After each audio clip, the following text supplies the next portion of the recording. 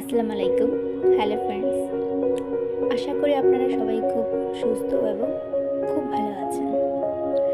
আজকে আমি আবারও আপনাদের সামনে হাজির হয়েছি একটি নতুন ভিন্ন আঙ্গিকে একটি গল্প বলতে। গল্পটি একটি চেনা জানা গল্পের মধ্যে হবে, খুব পরিচিত বলতে পারেন আর কি।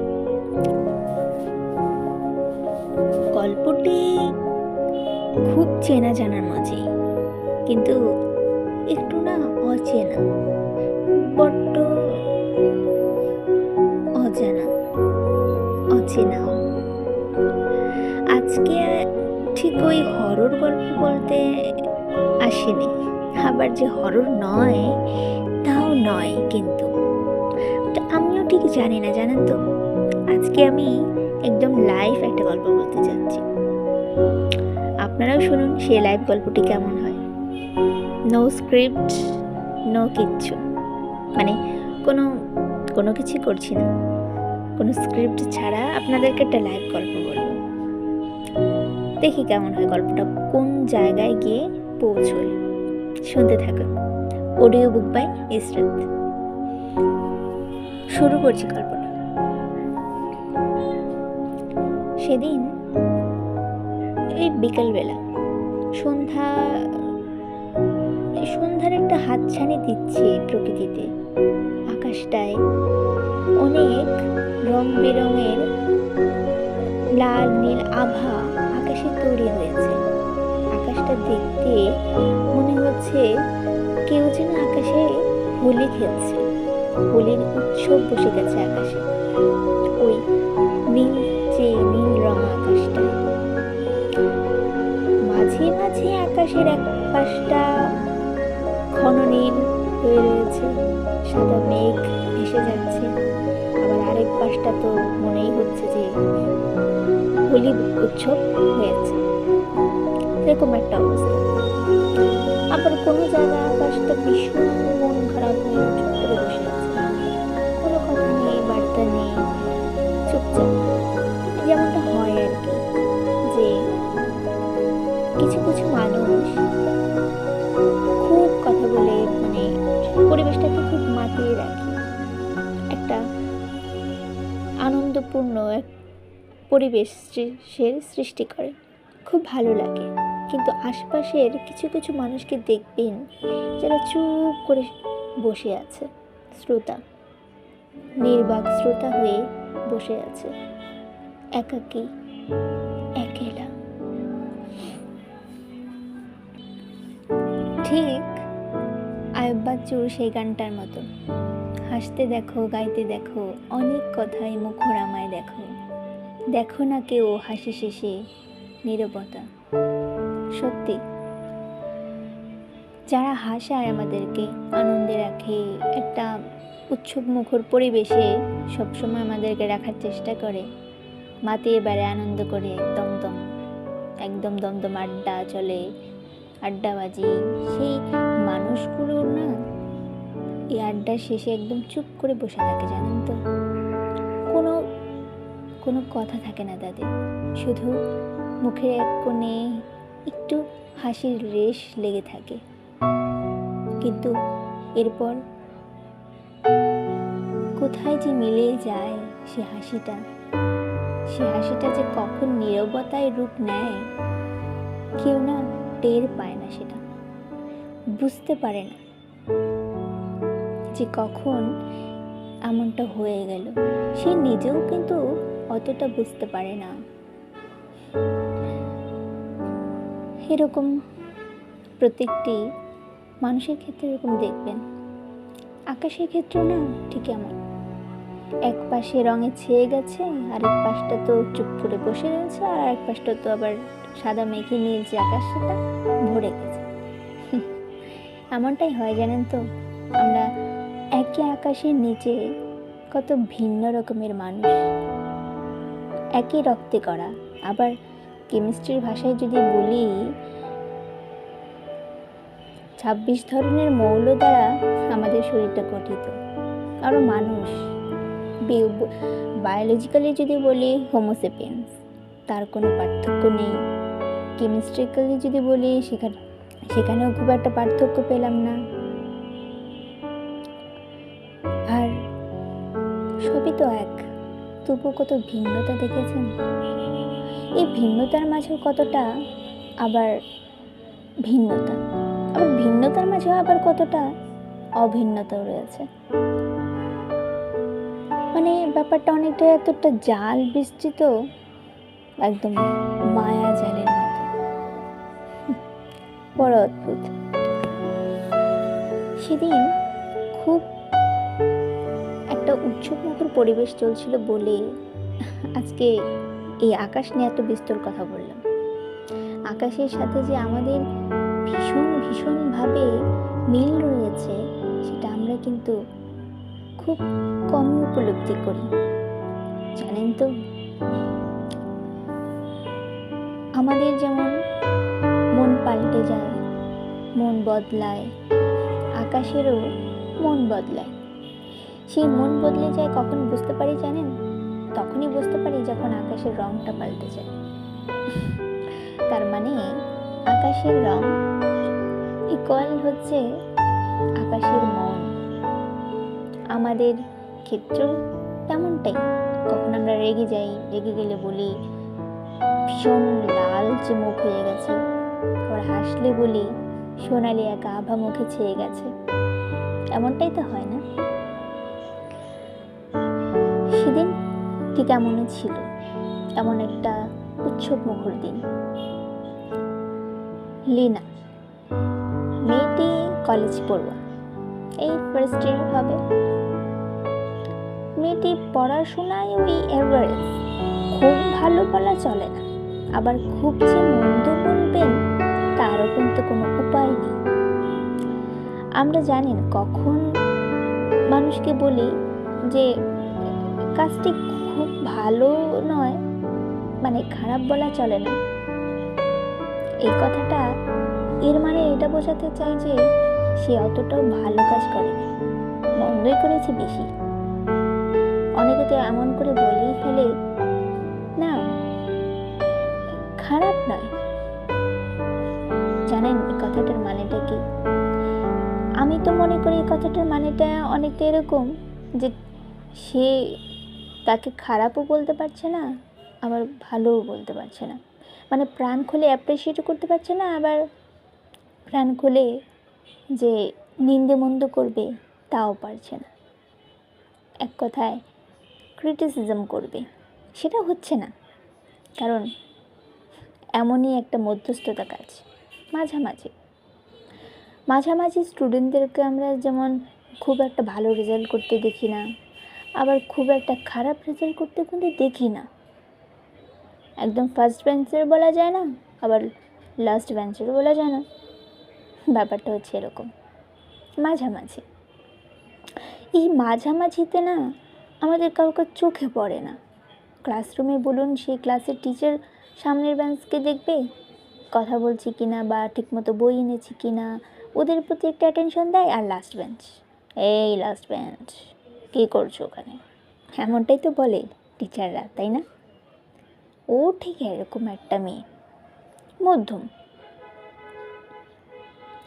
উত্তম তো ও হতে চায় না, কারণ মনে করে উত্তম হয়ে গেলে আর কি হব, এটাই তো শেষ। একটা লক্ষ্য থাকা উচিত, তাহলে তো একটা যাত্রায় নিজেকে সঁপে দিতে পারবো, পথিক হতে পারবো। যেমন পথটি যদি শেষ হয়ে যায় তাহলে আর কোথায় যাব?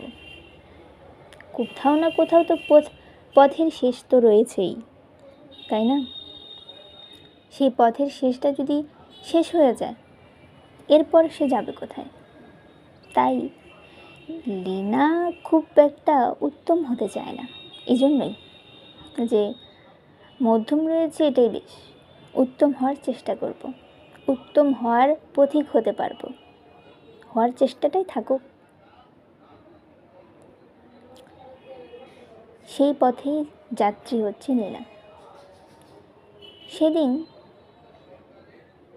খুব ভালোভাবে যাচ্ছিল দিনটা, মানে ওই বিকেলটা।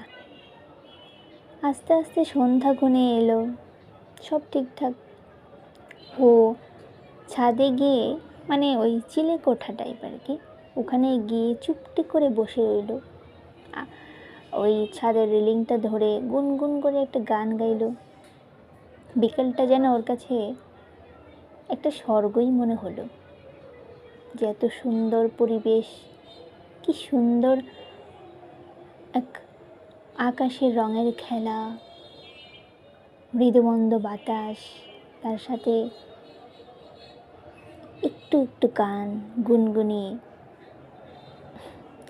আর কি লাগে। আর তার সাথে যদি এক কাপ চা কিংবা কফি যদি হয়, তবে মন্দ নয় তো, কি বলুন? মন্দ না, অবশ্যই মন্দ নয়। বেশটা মানে খুব বেশ জমে বলুন, তাই না? নীলা চুপচাপ আকাশের দিকে তাকিয়ে আছে সেই কখন থেকে। হুট করে কি যেন একটা মনে হতে ও ছাদ থেকে নিচে চলে গেল। নিচে চলে গিয়ে দেখলো ওর মা আর বাবা আর ছোট ভাই একসাথে বসে চা খাচ্ছে। ঠিক এই সময় হুট করেই একটা কল বেজে উঠল। ওর বাবা কলটি ধরল, কিন্তু কলটি ধরার পর যা ঘটল তা শুধু চোখ দিয়ে অশ্রু ঝরার মতোই ব্যাপার।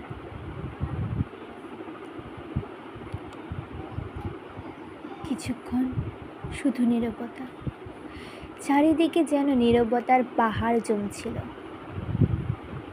নিস্তব্ধ, নিঃশব্দ, পিনপতন নীরবতা। বাবার মুখটি দেখে লীলা বলল, বাবা কি হয়েছে? বলো বাবা, কি হয়েছে? তোমার মুখ আমার শুকনো লাগছে কেন? কিছু কিছু কি হয়েছে? বলো বাবা, কি হয়েছে? তুমি কাঁদছো?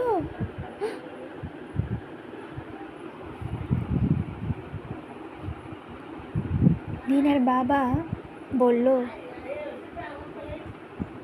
না রে মা, কাঁদছি না রে, সব শেষ রে, সব শেষ হয়ে গেল রে আমার, সব শেষ হয়ে গেল,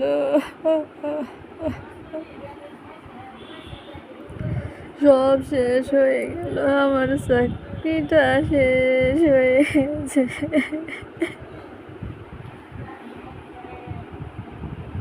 আমার চাকরি চলে গেছে রে লীনা, আমার চাকরি চলে গেছে। কি বলছো কি বাবা? চাকরি চলে গেছে? লীনার মা বলল, কি কও কি? চাকরি চলে গেছে মানে? চলে আবার কেমনে গেল? এটা আবার কেমন কথা? লীনার বাবা বলল,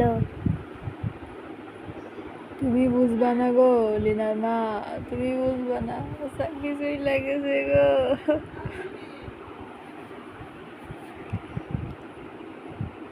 লীনা বলল, বাবা কিছু একটা হবে, তুমি তুমি বসো এখানে, তুমি শান্ত হও, তুমি শান্ত হও।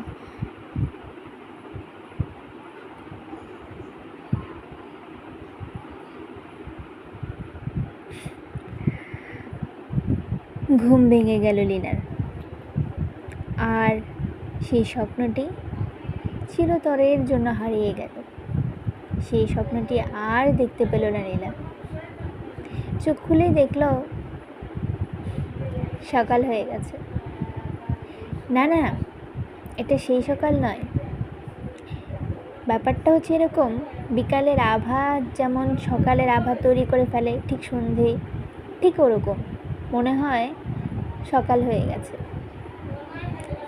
আশেপাশে দেখে ওর মনে হচ্ছিল যে সকালই হয়ে গেছে। ঘুম থেকে উঠে লীনা মাকে জিজ্ঞেস করলো, মা সকাল হয়ে গেছে, তুমি আমাকে ডাকলে না? কলেজ শুরু হয়ে যাবে, প্রাইভেট আছে, তুমি যে কী করো না মা? লীনার মা বলল, এই বোকামি, কিসের সকাল রে? আরে বিকেল হয়েছে, মানে সন্ধে হবে। এই ঘুম থেকে উঠে এখন মানে সারাদিন ঘুমো আর উপন্যাস পড়, সারাটা দিন এই তো করিস, পড়াশোনার তো নামগন্ধ নেই। আর এই জন্য সকালকে বিকাল, বিকালকে রাত, আরও হাবি যাবি কত কিছু করবি তুই, আবার নানান কিছু। যা যা পড়তে বস, একটু পরে আজান দেবে, যা বিকেলে নাস্তা বানিয়েছি সেটা খেয়ে নে, তারপর পড়তে বসবি। আর কোনো কিছু না, একদম ফোন ধরাধরি না, সারাটা দিন ফোন আর উপন্যাস পড়া। যা। লীনা চলে গেল।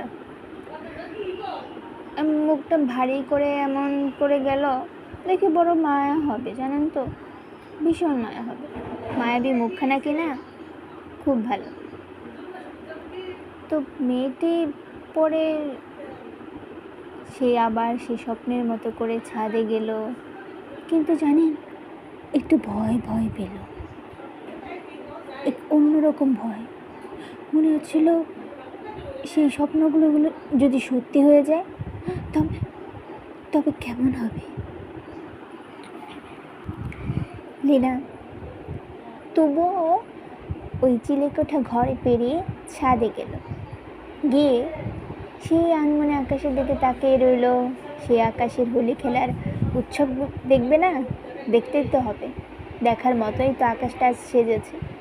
সকাল কিংবা বিকেল বোঝাই তো যাচ্ছে না, এমন রঙে মেতেছে আকাশ, খুব ভালো, একেবারে ওই স্বপ্নের মতো বাস্তব অনেকটা। লীনার মাঝে মাঝে খুব ভয় হতে লাগলো। লীনা মাঝে মাঝে খুব খুব খুব করে কেঁপে কেঁপে উঠল। জানেন তো আমার বয়সটা ওরকম কেঁপে কেঁপে যাচ্ছে, এই হচ্ছে ব্যাপার। যাই হোক, লীনার যে আতঙ্ক ভয় ছিল সেটা নেহাত অযৌক্তিক নয়, কিন্তু যখন আমরা স্বপ্ন দেখি কোনো, তখন মনে হয় ইস আবার ঘুমিয়ে পড়ে আবার সেই স্বপ্নটা দেখি, কিন্তু সেই স্বপ্নটা আসলে কিন্তু দেখা হয় না। অন্য কোনো স্বপ্ন এসে টুপ করে চুপ করে পড়ে, তাই না, চোখে, কিন্তু সেই স্বপ্ন আর দেখা হয় না। কিন্তু সেই স্বপ্নগুলো যে কোনোদিন বাস্তবে পরিণত হতে পারে, বাস্তবেও সেগুলো প্রতীয়মান হওয়ার একটা ছোট্ট করে হলেও চান্স রয়েছে, সেটা কিন্তু আমরা জানি না। আদৌ হতেও পারে, নাও হতে পারে, কিন্তু যদি কোনো ভয়ের স্বপ্ন থেকে থাকে তবে মনে হয় প্রতিবার যে স্বপ্নটা এই বুঝি সত্যি হয়ে গেল, বড় অপলীলায়। লীনা তাই আর নিচে নামলো না, যদি সত্যি হয়ে যায়। লীনা আর নামলো না। ওদিক থেকে ওর মা ডাকছে, সন্ধ্যের আজান পড়ে গেছে। ওর মা বলছে, এই লীনা, এই লীনা, কোথায় গেলি তুই? শালা, এই তো এই দাঁড়িয়ে দাঁড়িয়ে আকাশ দেখছি, সন্ধ্যে হয়েছে, কখন আজান দিয়েছে, যা নামাজ পড়তে বস। সারাটা দিন শুধু এই কী করবে, ফোন দেখবে, এই করবে, উপন্যাস পড়বে, এগুলো পড়ে মাথার একদম মানে মাথা পুরো মগজ খেয়ে গেছে একদম, একেবারে মানে কি উপন্যাসগুলো তোর মাথা খেয়ে নিয়েছে।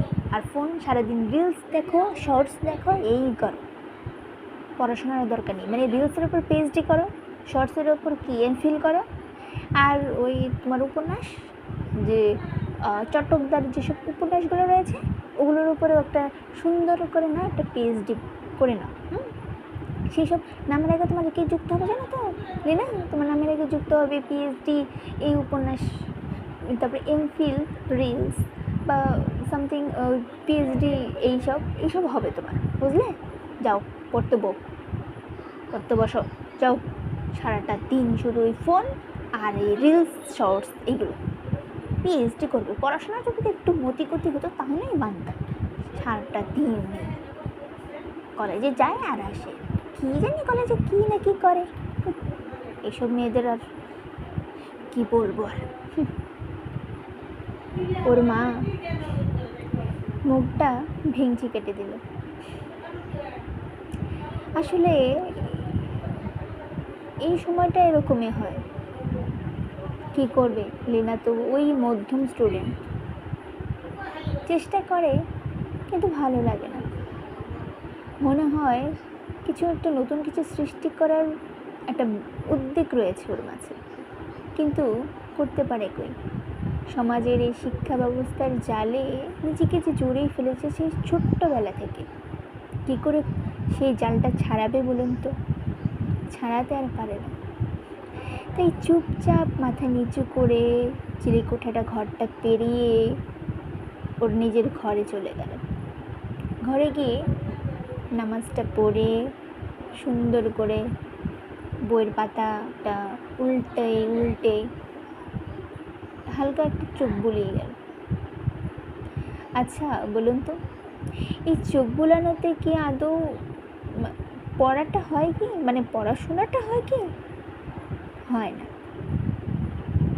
আর শিক্ষার কথা যদি বলি সেটাও হয় না।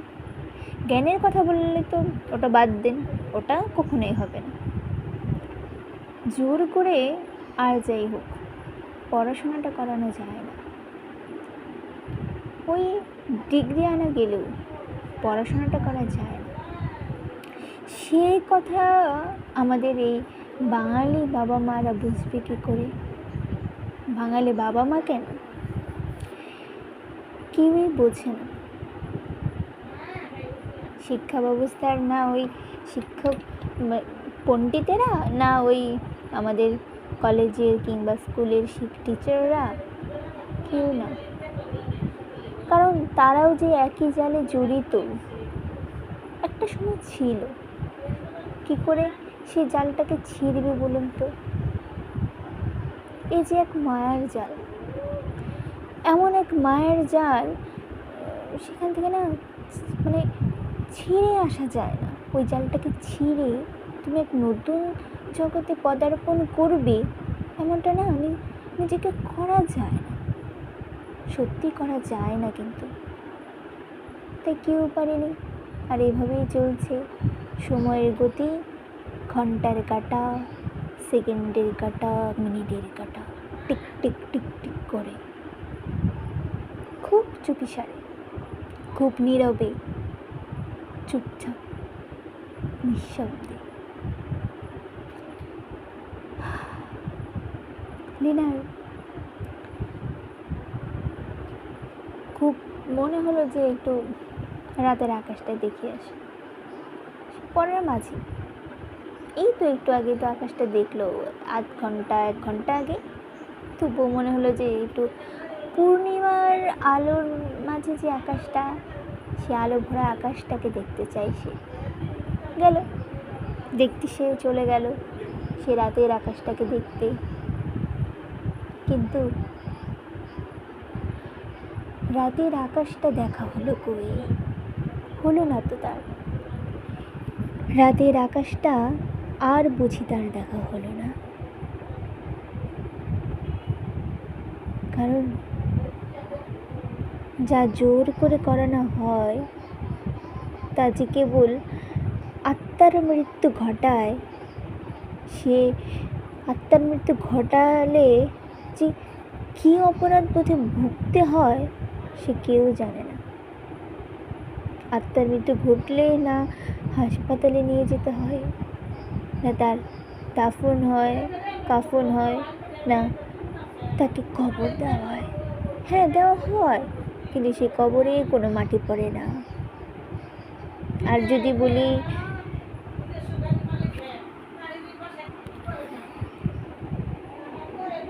কখনো আবার ওই চিতায় ঝুলিয়ে দিলেও কিন্তু ছাই থেকে যায়, কিন্তু সে ছাই কি আদৌ দেখা যায়? থেকে যায় তো, কিন্তু দেখা যায় না। লীনা পা পিছিয়ে নিল আর মনে মনে বলল, না, আলোয় ভরা রাতের আকাশটা দেখা যাবে না, তবে যে পরীক্ষার হলে গিয়ে কিছু লিখতে পারবো না, ফেলও করতে পারি, কিংবা টেনে টুনে পাস হতেও পারে, নাও হতে পারে, কিন্তু পাস তো করতেই হবে, মানে অন্তত ওইটুকু তো জরুরি।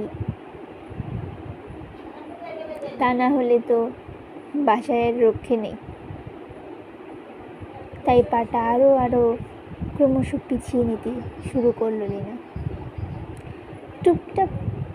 চুপচাপ করে পড়ায় বসে গেল। এই যে মনের একটা ছোট্ট আশা, কিন্তু কতটা তীব্র ছিল, কতটা তীব্র বেগে সে আলোয় ভরা আকাশটাকে সে দেখতে গিয়েছিল, কিন্তু নিমিষেই সে পা ফিরিয়ে নিল, আর সেদিকে পা মারালো না। এটাই সময় মানুষকে একদম পাল্টে দেওয়া।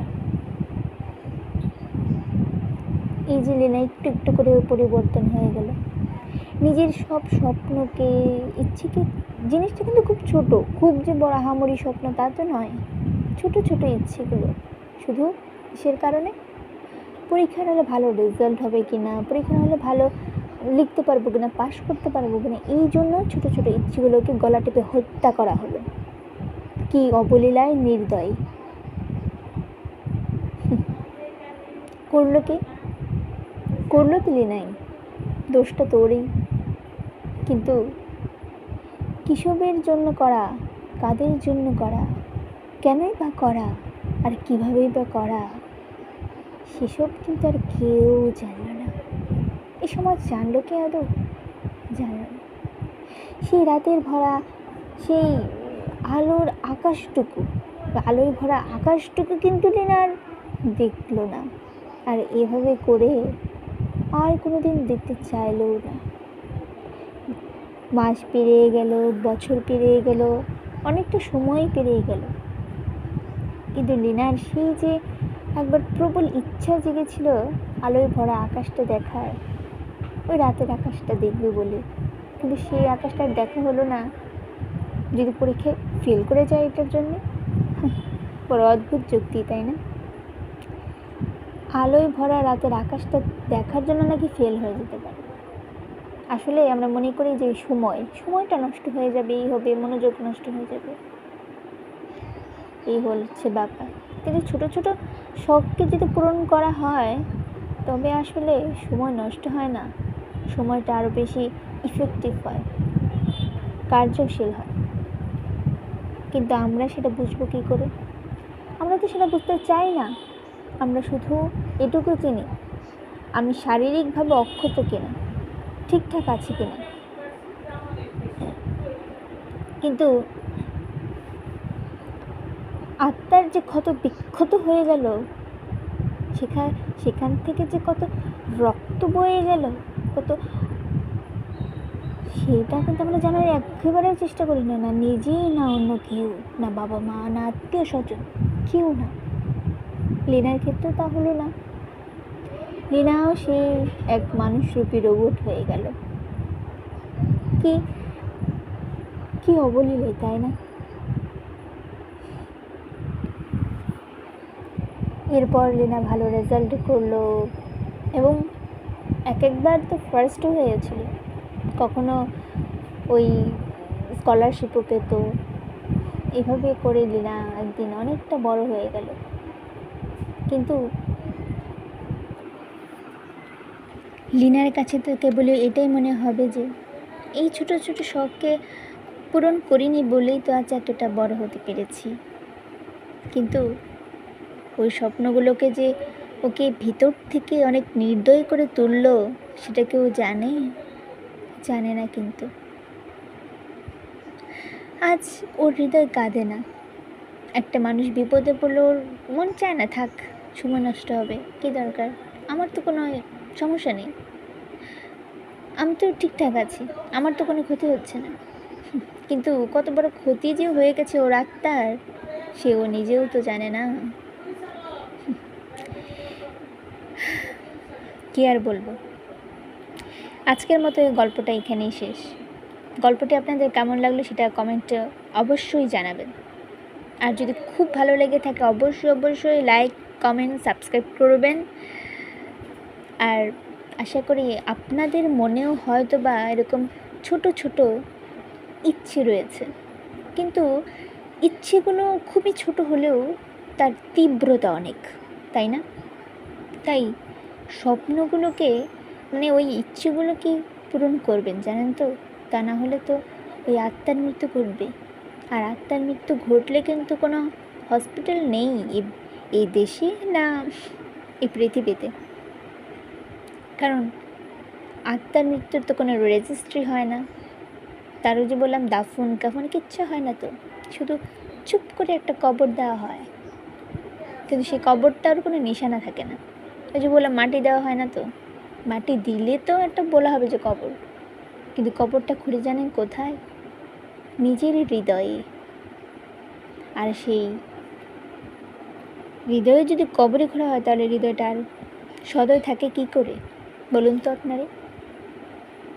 এভাবেই তো প্রতিটি হৃদয় নির্দয় হয়ে যায়, সদয় হবে কি করে? হতে পারে না সদয়। আজকে অনেক গল্প হলো, গল্পটি খুব ভালো লাগলে অবশ্যই আপনারা কমেন্ট করতে ভুলবেন না। হ্যাঁ, আপনাদের কি ছোট ছোট স্বপ্ন আছে বা ইচ্ছে আছে সেগুলো কিন্তু কমেন্টে লিখবেন, তবে জানতে পারবো যে আদৌ কত অপূর্ণ ইচ্ছেগুলো আপনারা গলা টেপে হত্যা করেছেন, সেগুলো জানতে পারবো। আজকের মতো রাখছি। আপনারা শুনছিলেন অডিও বুক বাই ইসরাত। সঙ্গে ছিলাম আপনি এতক্ষণ, ইসরাত জাহান। খোদাহাফেজ। সবাই ভালো থাকবেন, সুস্থ থাকবেন, আর সবার জন্য দোয়া এবং আমার জন্য দোয়া করবেন। আল্লাহ হাফেজ।